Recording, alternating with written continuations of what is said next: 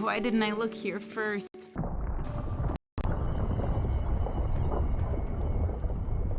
My ladies, my lords! Found you at last, father. To be betrayed by my own son. Embrace the magic.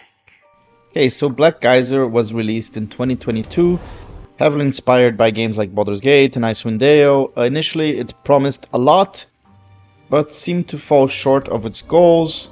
I remember the mechanics being very janky, lots of bugs, but after receiving constant updates, the game is in a very good state right now, and there's even a planned DLC for early this year. So with that said, let's talk about character creation. Well, my objective with my character this run, I wanted to make a backstabby quarterstaff wielding character. So I went elf for the bonus with wooden weapons. And for classes, fighter I believe gets bonus damage with two-handed weapons. So then I multiclassed with outlaw so I could backstab either thief or swindler. I believe I went with the thief. The shadows of my home. Come, let me show you.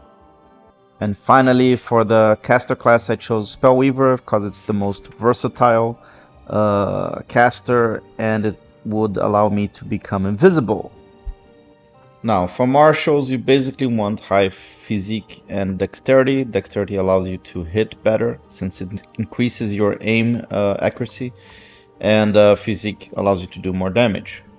It's important to leave a few points in supernatural since it gives you initial abilities for martial classes, more elevated spell slots, I believe, and also lets you use light armor as a caster. Okay, so skills are very interesting in this game. I would say by far the most important one for your main character is bargain and persuasion, since there's a lot of dialogue choices where you can fail that check. Also, keeping pick locks and disarm traps relatively high is useful because they give you XP, unlike forcing locks. And it's important to maximize a weapon skill as soon as possible. I believe 15 is the cap, so that you get as much accuracy as possible. As for initial spells, I wouldn't be too worried about that since you can learn from scrolls. Whereas initial martial skills is a bit more important because you don't get that many as you level up. And then finally you get to choose your portrait and name and voice. Am I? Speak your mind. Don't you have another lick, Spittle? And I think I chose the hardest difficulty. And yeah, that's the character done. So in terms of challenge, I quite liked the challenge in the game because I think I had a rougher time at the end than at the beginning. But I still had to pop potions a lot in the early game. You can see here the fighter is using a taunt ability to divert attention, while my character is basically just focusing on damage. I did enjoy the whole assassin kind of playstyle.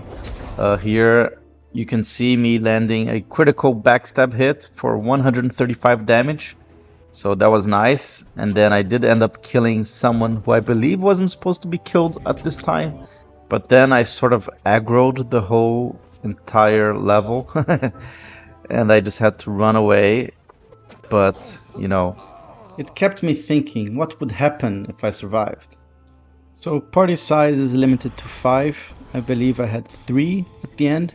I did solo for about half the game, which increased my XP. After all, with 3 classes, you're gonna level lower.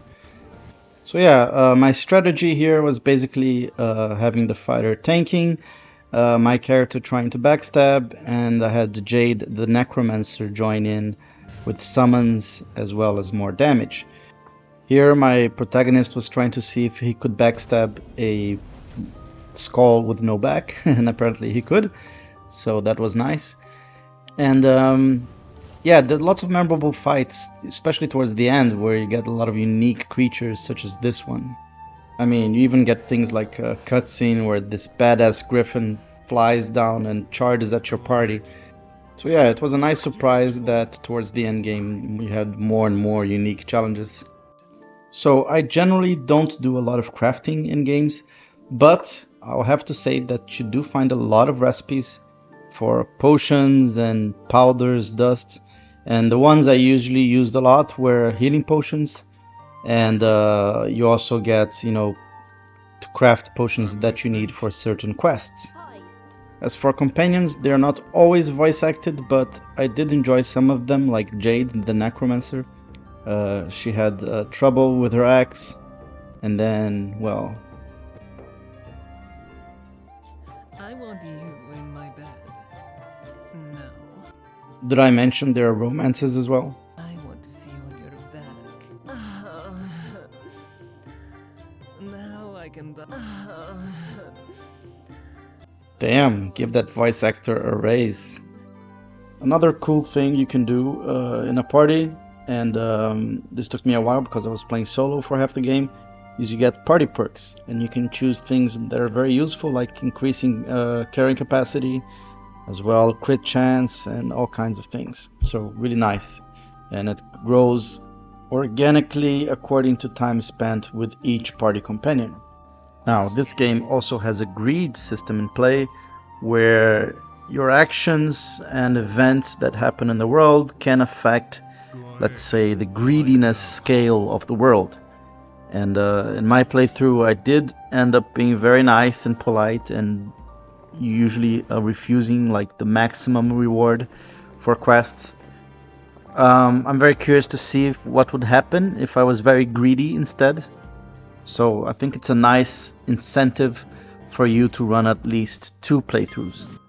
Lastly, I think the locations are very pleasing to the eye, like here in the King's Palace, or say you're in an underground cave and you have to solve this puzzle regarding a certain plant, or you're in the middle of a foggy forest in order to seek counsel. So yeah, I could go on about the combat, and to me it's similar to Pillars in that you have thresholds in order to hit things, get a clean hit or a crit, and also interrupt mechanics. But I think it would get too technical, so I'm just gonna leave it here. I really enjoyed the game, and I'm hoping the DLC will be a success. But let me know your thoughts, leave a comment. Have you played Black Geyser? What did you think? Do you plan on playing it? Let me know. Thank you for watching, fellow wizard, and may magic be with you.